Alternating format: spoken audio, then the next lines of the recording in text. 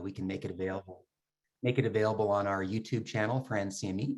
There you can see all kinds of great NCME past webinars, including my presidential address from this last April, and we'll look forward to adding this to that collection. Let me say a little bit about our presenter today, Dr. Hua-Hua Chang. Dr. Hua-Hua Chang is the Charles R. Hicks Chair Professor in the Department of Educational Studies at Purdue University. Dr. Chang's interests are broad. They encompass both theoretical development and applied methodologies in psychometrics, including what I think he is most known for, computerized adaptive testing, but also cognitive diagnosis, asymptotic properties and item response theory, and test equity. Most recently, his work has been concentrating on developing web-based assessments to facilitate individualized learning. Dr. Chang has served as editor-in-chief of Applied Psychological Measurement, twice served as a Fulbright specialist.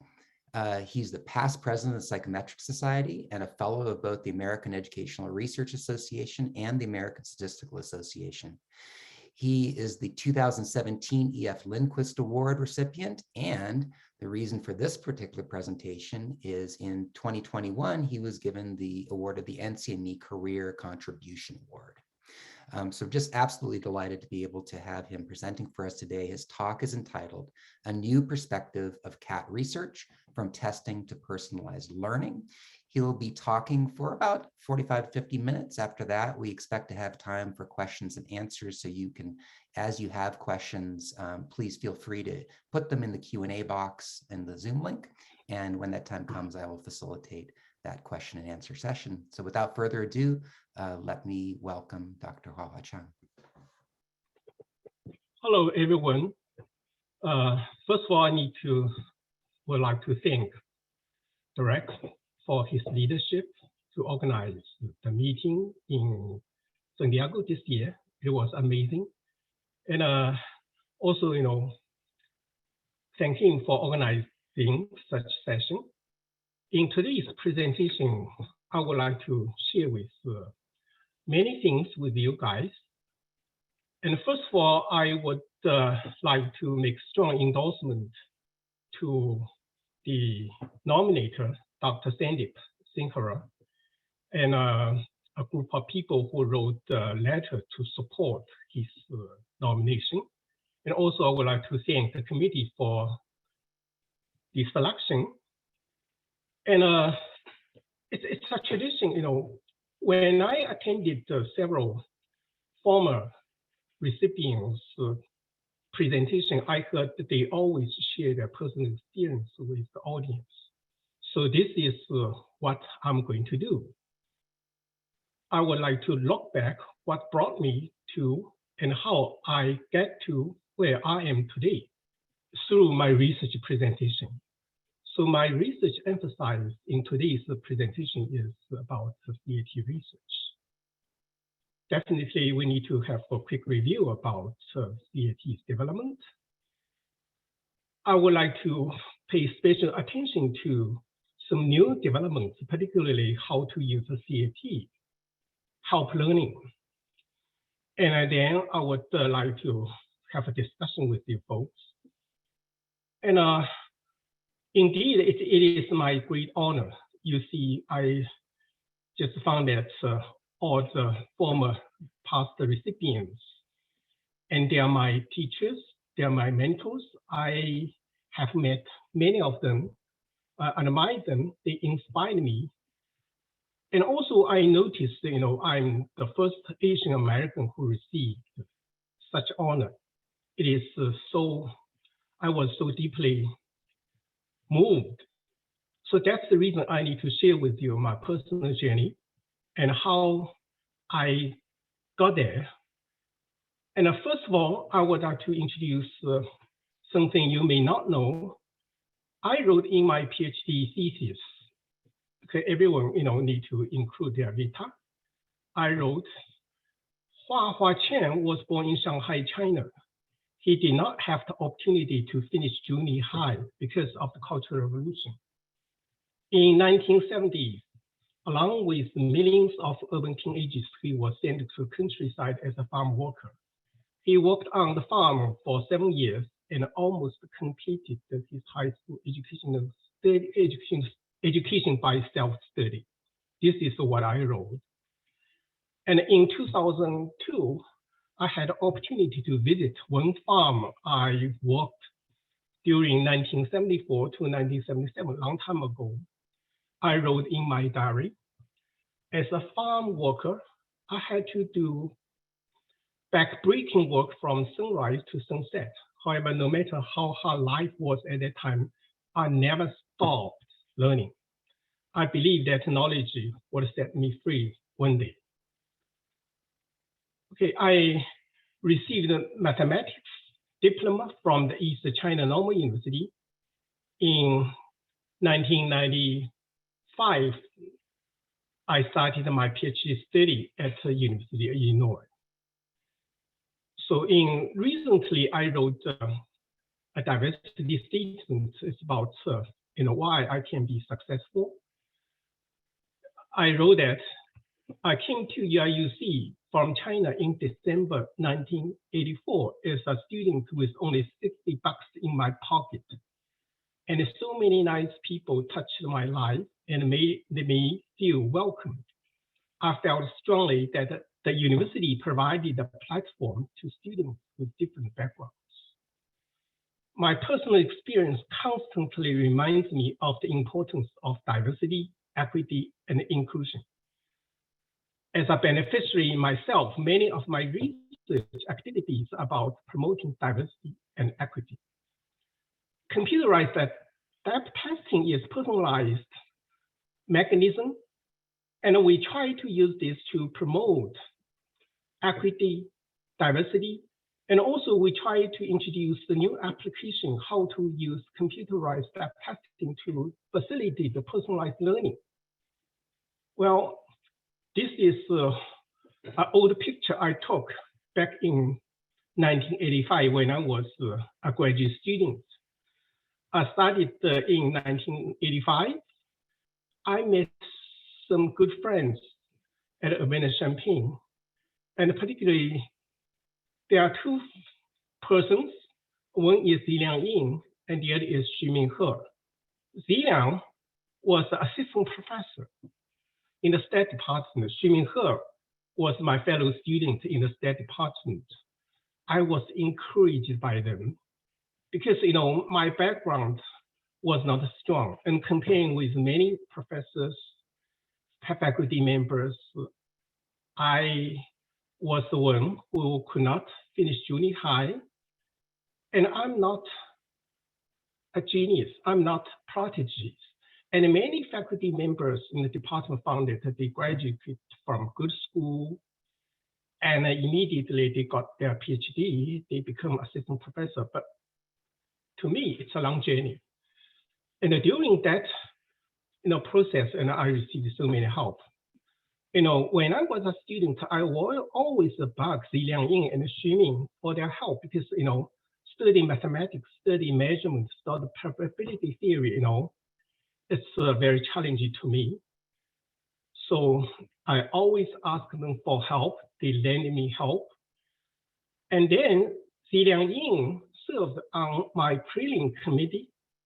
I constantly ask him for those questions that made him interested in psychometrics. So later, he became my close collaborator. We published so many papers. And now psychometrics or education management is one of her expertise area. Ziliang Ying founded a large psychometric research group at Columbia University. And in 2021, he was elected as a fellow of ARA. Xuming now is a famous statistician. He is the head of stat department at Michigan Ann Arbor. And Xuming, the fact is, they have a group of faculties who are interested in psychometrics, in education management in the stat department. They generated some good students, top psychometric researchers to the field. So it is so interesting. My early collaboration, my early friendship with these folks now generate some good results. Okay, Champaign is such a unique place because they have several departments who are interested in education management. One is education psychology, and statistics. I met many good people there. My advisor is William Stout. He generated 4 presidents of Psychometric Society: Brown Junker, me, Dembo, and Jeff Douglas. And Champaign, we have Champaign had McDonald, had Larry Huber, and had a very famous Lee Cronbach Alpha, a generalizability theory. So Champaign, at that time I could attend so many lectures, and I attended the courses not only from statistics, but also from education, from psychology. I think it's important for, it is really, I feel I was so lucky to have such good opportunity. And then after my graduation, I joined ETS. That's in January 1992, I became a research scientist.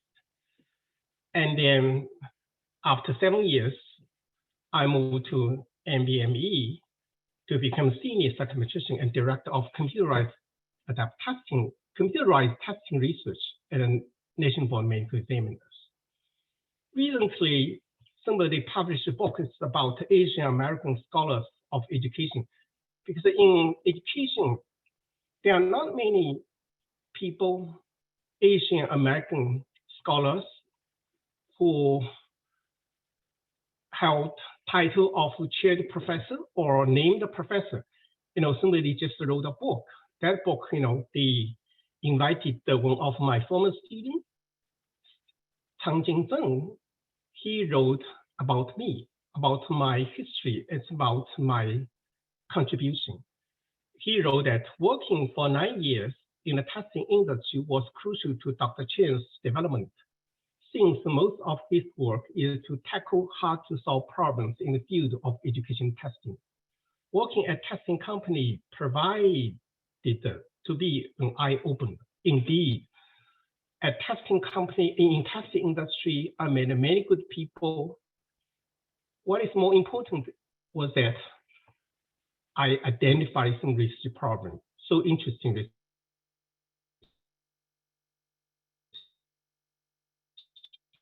Problem. So let me do the job at ETS. You see, that picture was taken so many years ago. You see, educational testing service, the logo is different. This is a beautiful, beautiful site. They call Henry Chang Conference Center. In that center, attended so many good talks from scholars. Also, what is more important, I believe, ETS at that time, they promote diversity. That was a picture taken by ETS reporter. ETS published a newsletter, internal newsletters, in some events. I found some, very important factors. I feel like now we are talking about diversity, equity, inclusion, but back then, ETS already realized it was very important component in testing industry. Okay, also another thing I want to mention, I met so many good people, my mentor, and sometimes they give me some calls, just knock their door, talking to them, and then making me feel so enlightened. Here is example, Howard Weiner told me, Hua, people will value the problems you have solved instead of number of publications, among other things. What that mean? That means he told me, if in 20 years, people mention your name, can associate with the problem you solved, that would be great. Wow, that is such comparing, such good words. Okay, so I will always remember that. So in my later career, when I discuss this with students, and I always use Howard Weiner's quotes. Okay, ETS, there are so many good people, Fred Lord at the time, he already retired. He is the one of the people I admire the most. ETS at times still kept his office. So I sneak in his office and I sit on his chair and open some file cabinets and found his CV. I was deeply moved. Why? Because he was late bloomer. He received his PhD at age 44. Okay, I feel like, he's that good model for me. I should learn from him, not from his book, but also for his continuous effort to make testing better and better. And he proposed computerized adaptive testing. He believes examinee will be measured most effectively if items are neither too difficult nor too easy. He also proposed several item selection algorithms, one often called maximum fish information algorithm. But he did not have a chance to oversee the development due to his injury in a traffic accident. And ETS rushed into implementation in early 1990s. And in order to make everyone take computerized step test, they eliminated paper pencil version of GRE. Well, why I said Fred Lord's maximum information is such beautiful theory. You see, okay, as a quantitative researcher, and you'd better to provide something simpler solution to some complicated problem. Fred Lord, his problem is, his solution is to use maximum fish information. And why? Because, in order to make the test more reliable, we should select item which can make the variance smaller. Okay, the variance of what? Variance of the estimate. If the variance of the estimate of ability is small, that means the test is very reliable. Because the test information is additive. In order to make variance smaller, we can make test information larger. In order to make test information larger, we can select individual items so that the algorithm is so smart, so simple. And so that's the reason, the maximum item information method becomes so popular. The whole world is using the formula. However, one thing, we did not know at that time.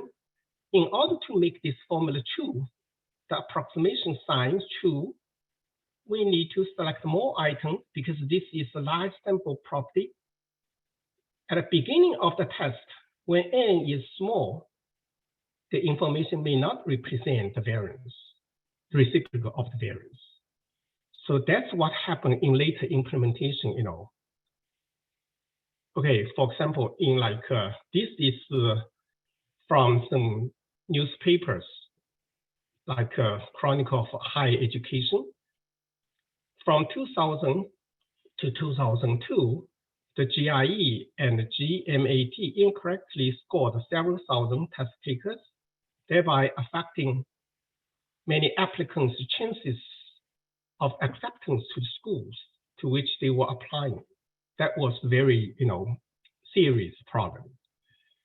And also, you just read, if you read Kaplan's GRE preparation book published in 2004, pay extra attention to first a few questions was advised by the GRE books.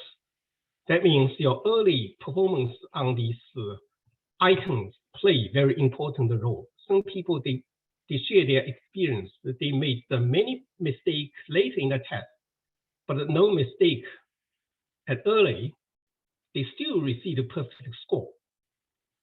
So because of these incidents, because so many complaints, in 2002, GRE was suspended, CAT GRE was suspended and paper pencil version were reintroduced in this country. And in 2011, ETS started offering revised GRE called multi-stage test. So these problems, this is what I mean. The good thing to work in testing companies. I was encouraged to tackle this problem.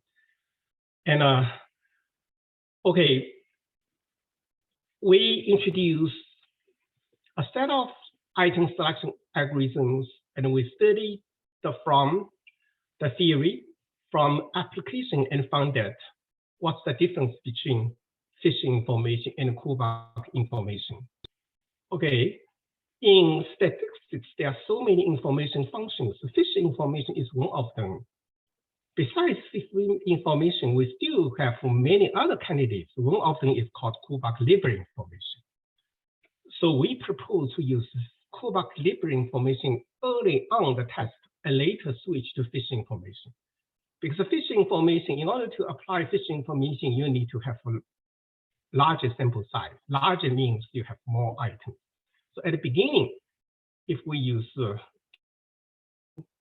different strategy, not only we can make a better use of item pool, but also we can solve these instability problems. We also proposed some methods, because when you propose some theory, later you need to provide something algorithm so people can easily implement. And we simplified the version is called the alpha stratified, or some people call A stratified, and some people call alpha stratified. And this one, is in early stage, low discriminating items should be used. In later stage, high discriminating items should be used. And these direction and these papers generate a number of follow-up studies.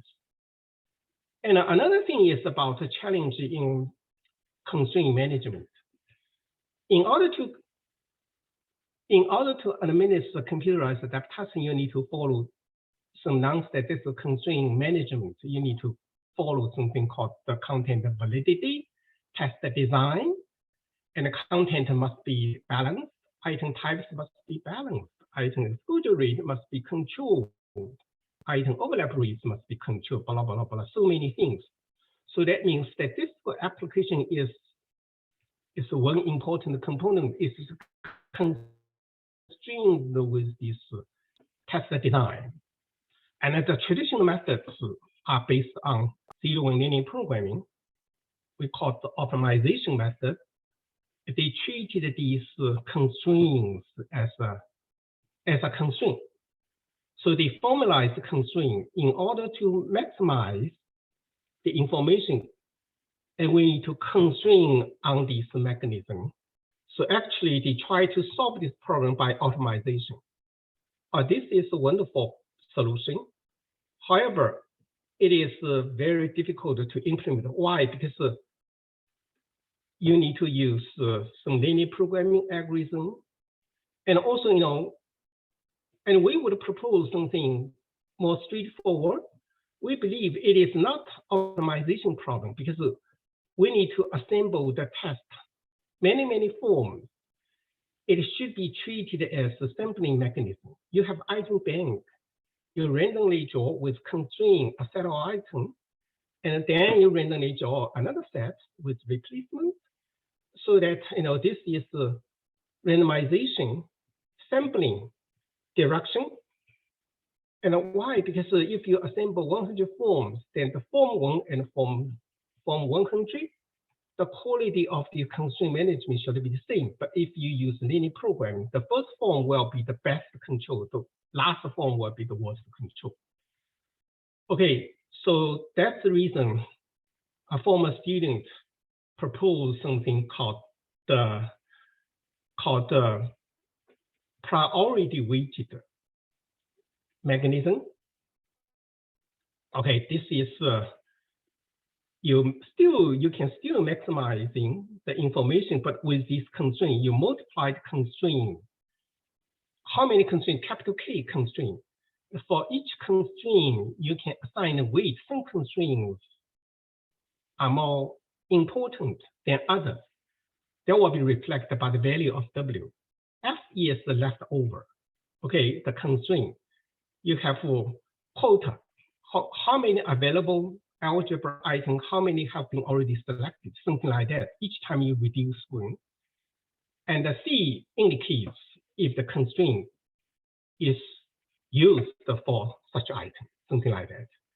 Okay, this is a very ingenious solution. It's a sampling mechanism.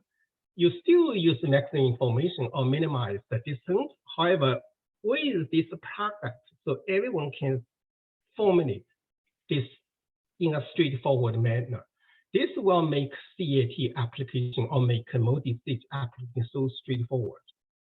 Okay, this is, I consider it's a game changer in the computerized adaptive testing.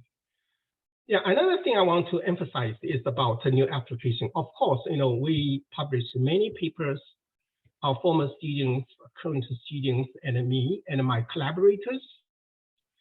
Okay, there are so many implementations possible in the future. And as indicated by many people, computerized adaptive testing technology is still underutilized. Now we are talking about so many challenging problems, try to make tests fair, to try to make assessment individualized. And there are still so many possibilities, for us to tackle, to solve the problem. Recently, I was invited by OECD to explore a possible new solution for the PISA assessment, computerized multi-stage. Okay, instead of the traditional fixed form proposal, we propose assembly on the fly. That means the test is still multi-stage. However, the test will be assembled on the fly. You don't need to pre before the testing. You first assemble one test for the student, then you ask them the theta. According to theta, you assemble the second form. Then you ask them theta again. Then you assemble the third form. Why was she doing that? Because for the test security, for the estimation accuracy, for the constraint control mechanism. And why I'm saying that, because if you pre-assemble each level, you only have 3. Okay, stage you have 3 levels. Harder test, moderate difficulty, and easy. So for those students in the 2 ends, lower ends and high end, the theta estimation may not be accurate. But here, because the theta can be anything. So that will make multi-stage more like a cat. Okay, we followed PISA design and also these constraint design, and then did our study. We compare this with the traditional multi-stage testing. We found that it increased accuracy, particularly for the lower groups. Group 1 means people, their ability level are low. Group 5 whose ability level are high. You see the blue is the traditional multi-stage testing. Red and gray are the 2 versions of our, the assembly on the fly multi-stage testing, still multi-stage, but we use the CAT technology to solve the problem. And not only, we get better estimation, but also, we make a better usage of item pool. You see, for the item exposure rate or test overlap rate and overlap rate, you see the multi-stage on the fly, is the lowest. Lowest means you just use the chi-square we propose to measure item pool usage proficiency. Okay, if every item is equally selected, then this chi-square should be as small as possible. And also we compare this with constraint violation because you have so many constraints. Each time you need to count how many violations for your control. We found that on the fly multi-stage, received, the least violation. So that means, the CAT and multi-stage testing, there's still so many things in large-scale assessment. And we, though we published some papers and published some book chapters, but there's still so many challenges over there. People, they need the technology. Now, many testing organizations switched from CAT to MST. Why? Because they follow GRE. Okay, GRE is a role model. But however, in my view, we should be open-minded. Even you implement multi-stage, you should find a different way. That's the reason, I should encourage young scholars, young scientists, young professors. And if you always follow previously proven, established, then what's the significance of your finding? Remember what Paul Wiener said, people will value you, the problem you have tackled, you have successfully solved instead of number of publications. So we should, I should encourage people to do that. Another thing is about new application is about cognitive diagnosis. And in order to make CAT a tool to help learning, and we need to use a model. And the cognitive diagnosis model now become more and more important and very popular. But ideally, if we can use this to help teachers, the teacher can assign quizzes and use the feedback the model reported, and then will provide remedial recommendations. In that way, the teacher provides feedback by alerting. The technology can provide feedback by alerting teacher to areas that require additional support. Okay, I should give my strongest endorsement to Kumi Tasoka, Dr. Kumi Tasoka. She was Asian scholar, and she invented the cognitive diagnosis Q matrix. Now the whole world is using her idea. So many people, not only in education, but also in computer science, in artificial intelligence, they just use her method. She made a significant contribution. However, you know that at that time, her tenure was denied by University of Illinois. And then he joined the ETS. I heard she was forced to resign. Oh, I think, there are so many things I don't know the reason, but at least I want to share with you, as an Asian American, you may face more challenges. However, you should always have confidence in the society, in the field, and just like me, and I will discuss this later. And Kumi, I think, and her work is so significant. And also we need to find a way to remember her, or we need to write some, because I could not find a tribute. I think at least we should find Wikipedia paper about her contribution. But good thing is, Kumi Tasoka created the award, used her money, and at ETS, at UIUC. Every year, they would offer award to our students, and many of my former students received such awards. Okay, this is something I need to mention here. And a cognitive diagnosis that is formulated by the Kumi Q matrix and A matrix. For the two students, if their total score are the same, but their learning profile may be different. And these can be used as information to generate a diagnostic report.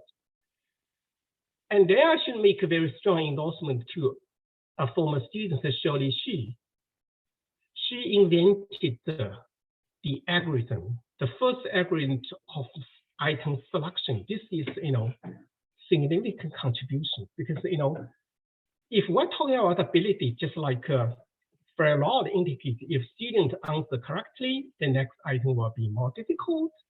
If students answer incorrectly, then we need to reduce difficulty level. But for cognitive diagnosis, how to select the next item? Shirley, she proposed to use Kullback labeling information, keynote entropy, and she presented at AIA at the NCME in 2004. But unfortunately, that paper was never published because some review was so negative. We submit again and again, was rejected again and again. Sometimes I feel like we should be open-minded, should encourage new invention. Another thing I want to mention is two former students, Professor Yin Chang and Cheng Wen, they proposed dual information. That means theta is important. Also, diagnostic information is also important.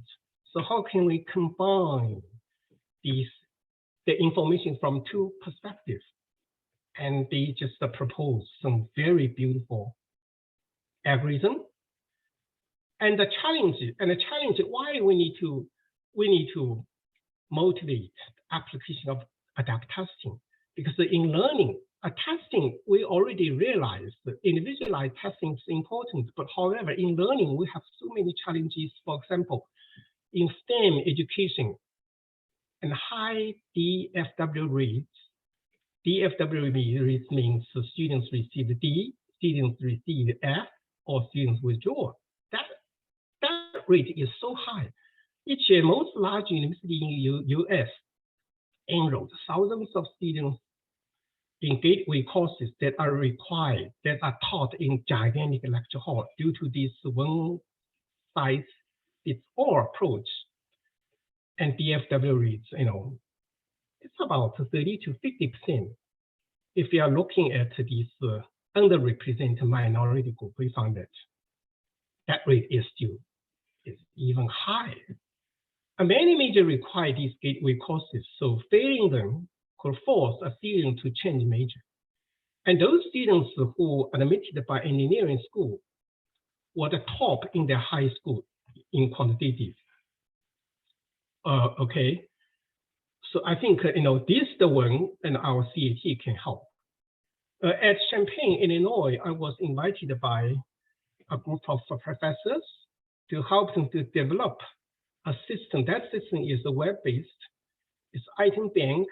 We use their retired items from their old exam, assemble item bank, and then the university web system hosts such application, and then students, they are encouraged to play with these problems and each time to receive some diagnostic report.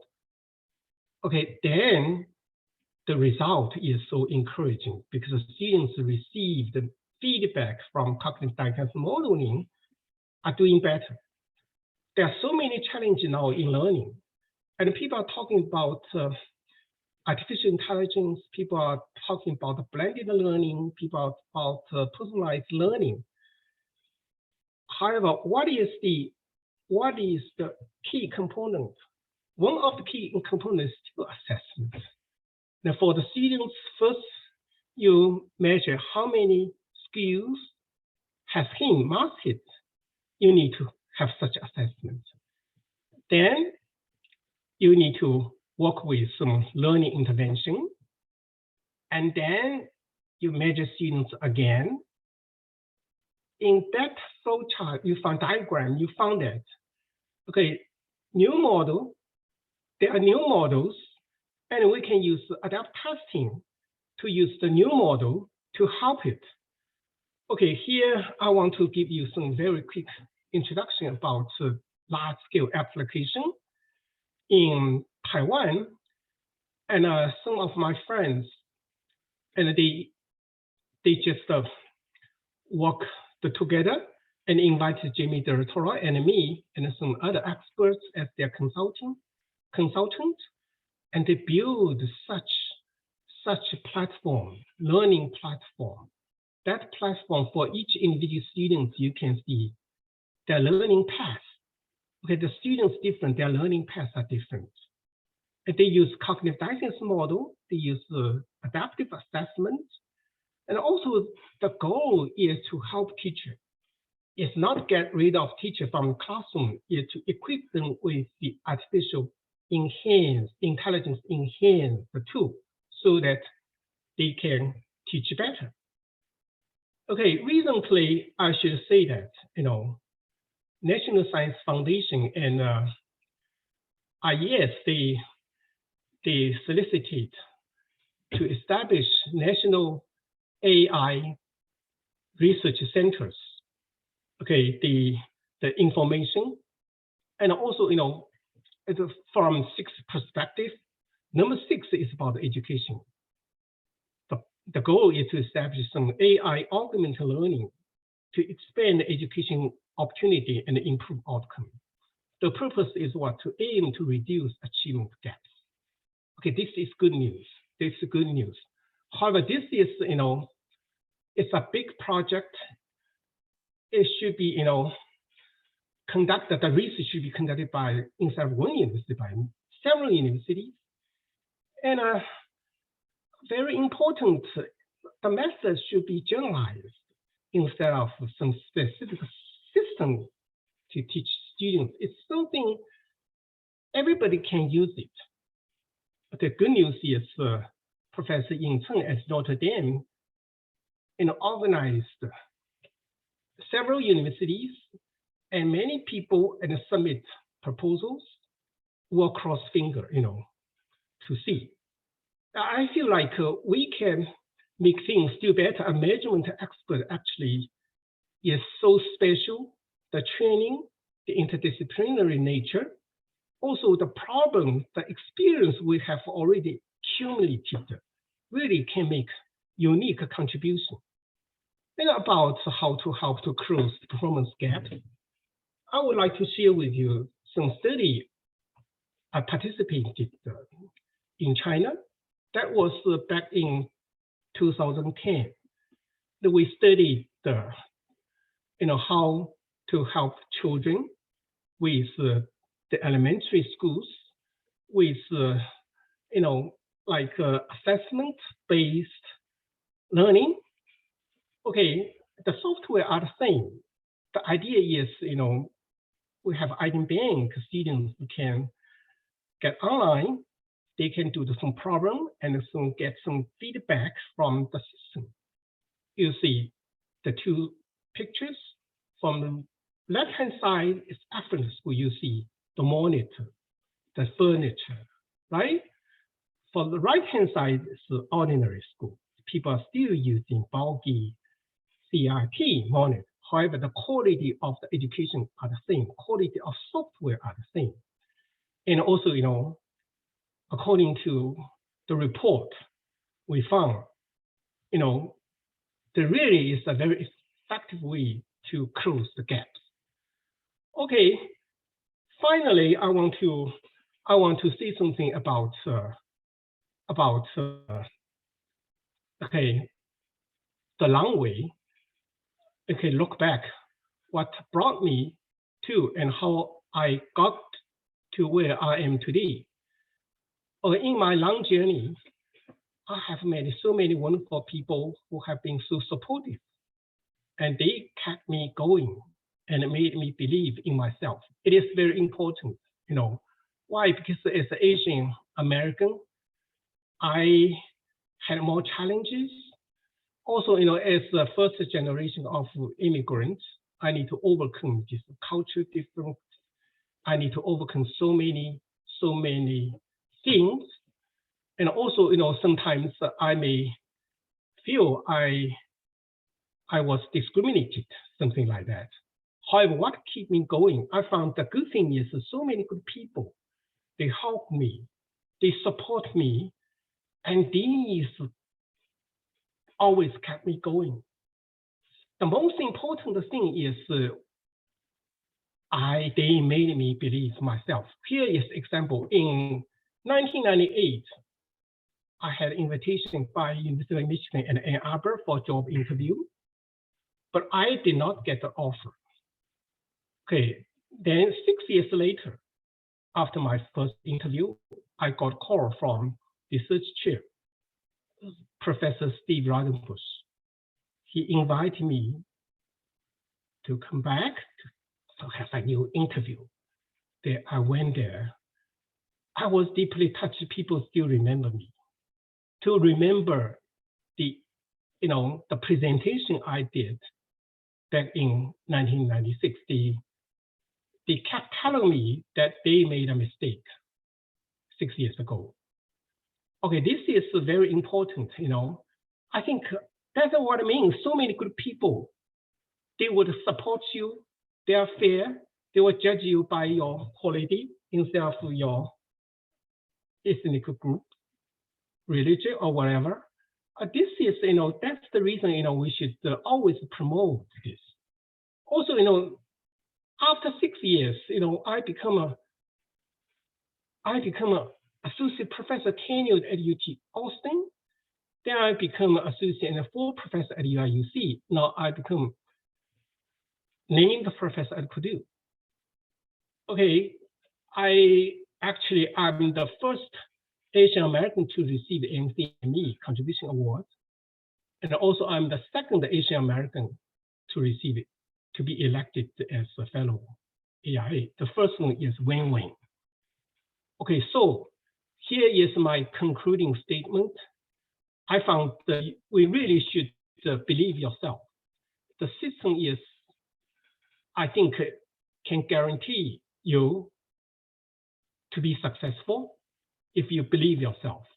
There are so many people, because there's so many policies, so many good people. Okay, and finally, I want to share with you an email I received from a student back then in 1998. He is a student representative on the search committee of Ann Arbor. It is Martin Luther King's quote: "The ultimate measure of a man is not where he stands in moments of comfort and convenience, but where he stands at times of challenge and controversy." So I will always remember that. Okay, now I will end my presentation. Thank you very much.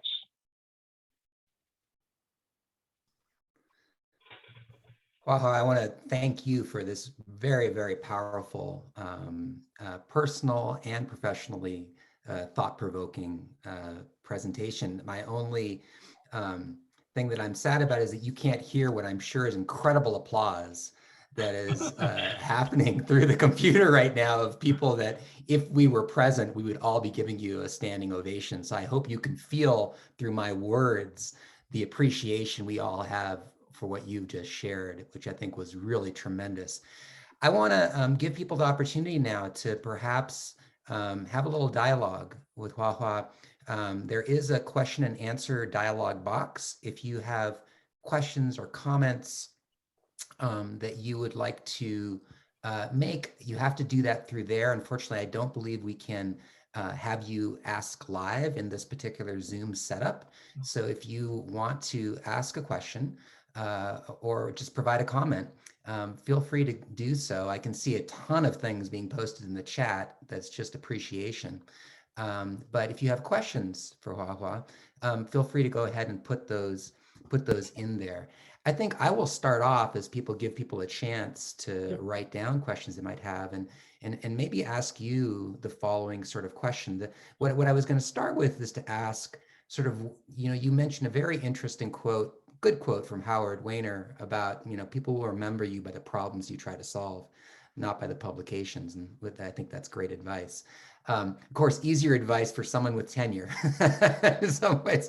But I guess the question I have for you is a general question, and I think you alluded to it a little bit. What do you see as the most pressing problems going forward in this space of the kind of combination of computer adaptive testing and cognitive diagnosis? What do you see as the pressing problems to solve? That's the first general question for you. And a second question connected to this, if you like, is it seems to me that to do that kind of work requires a lot of collaboration across different areas of expertise, because you can't form those terrific Q matrices that Kumi, and thank you for mentioning Kumi Tatsuoka's incredible contributions.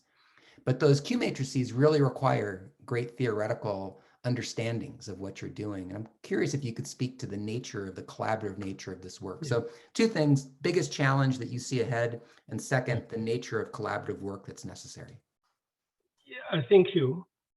First of all, people outside our field, many people in artificial intelligence, they propose machine learning, they use Kumi's Q matrix.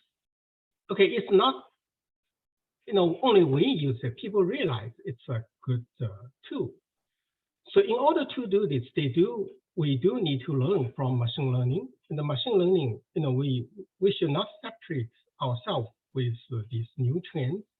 These algorithms sometimes can help, but as a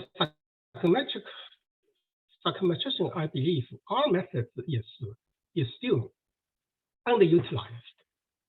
Okay, like how can we get diagnostic information? There are so many things we need to think about how to validate. For example, if computer generated some diagnostic report, is this valid? So that's still some challenges for our educational researchers. So I think we should learn these new algorithms to make our algorithms more efficient. However, I think the methodology we propose still will play important role for so many years. That's the reason, I found that some students, in our field, they landed a job at Google, in Facebook, Amazon, and people need us. However, we need to learn something more, something like that. In that way, I think we can make ourselves more valuable to face the future challenge. Thank you. Thank you, Hua-Hua. I see a question that was posed by Joni Lakin, and Joni writes, intelligent tutoring systems depend on defined learning trajectories. Mm-hmm. Is it possible that assessment data could lead to developing those trajectories, or does it always require expert input?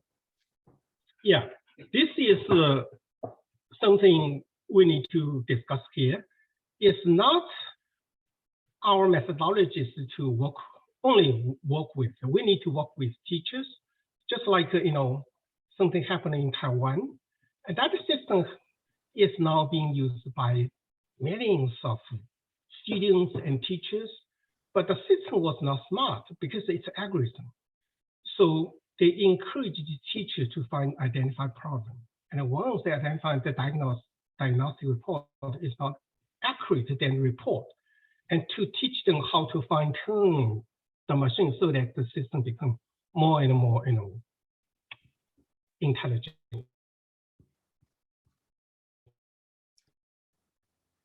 Something like that. So that is the best algorithm always used. Our human being who develop algorithms. So that's the reason we need to interact with experts to identify problems and we solve the problem. It's ongoing process. Just like a construct validity is ongoing process. We should always, to extend the concepts of, I think our psychometrician invented the construct validity concept. That's important. So now I think, these concepts should be extended to this AI application. Thank you, thank you. One question I just saw that was posted in the comment box is maybe something you could provide a little insight. The person asks, could you recommend some software what software would you recommend for someone trying to develop a cat? Is there particular software that's a good place to start if you're not trying to do this from scratch? I think there are a couple of people who already contributed some package, but yeah, I think the software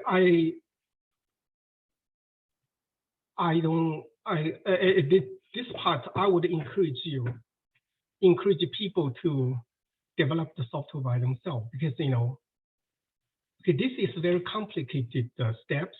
You need to have your own design, and many software only provide the maximum information method. And you should, we should encourage people to contribute more subroutines, not only maximum information, but also some stratification.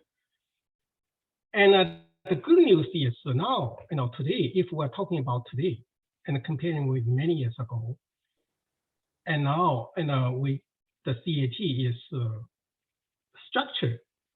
It becomes so simple. It's not that complicated. So I would encourage NCME to organize such, workshop.